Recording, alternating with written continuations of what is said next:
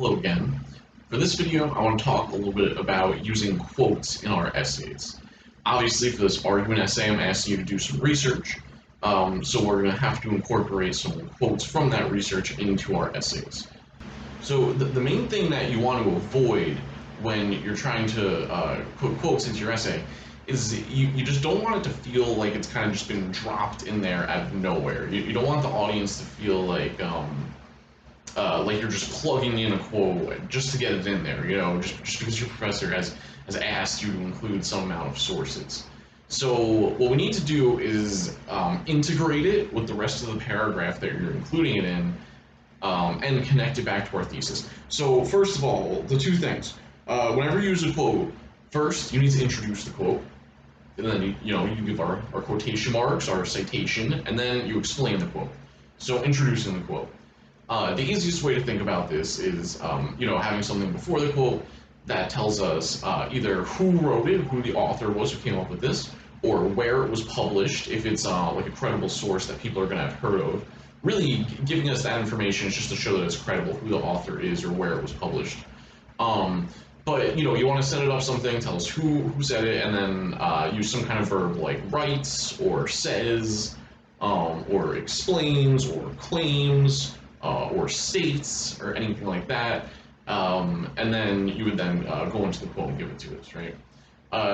Do try to use some different verbs there. You don't want to just use, this person says. Sometimes you want to use writes or states or explains. The more specific you can be with that verb, the better.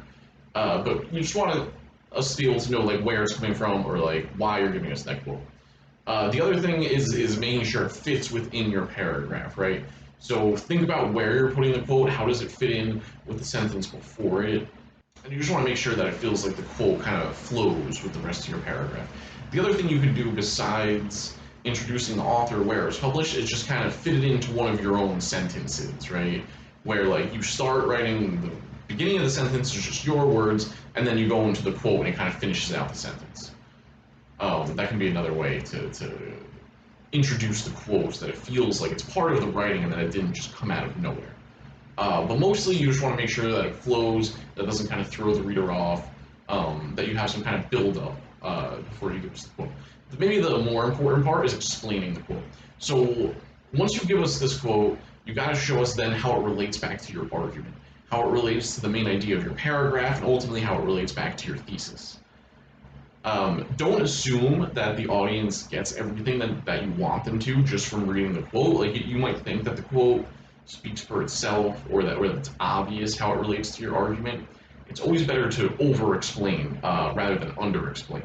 So I'd rather have you make it too clear to the audience how this quote fits into your argument, than the audience be confused. Like, why did you give me that quote? What am I supposed to do with that quote? In our heads, we're very close to the argument, so we might feel like it's obvious, but you gotta make sure that after you give the quote, you very clearly explain that connection of how it fits in to your paragraph. Any quote that you use is going to be like a piece of evidence, right?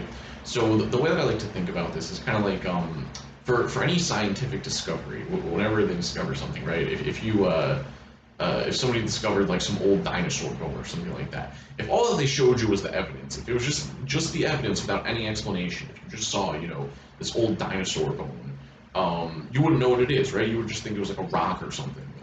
It's just old and weird looking. But then, when you get the explanation, oh, well, this part, means it's from this time period, and you can see by this part that it was related to, connected to a different dinosaur bone or whatever.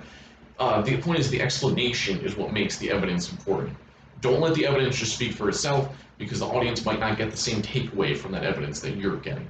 So you want to make sure that you're really controlling how the audience is understanding the quote that you're giving them, the evidence that you're providing here.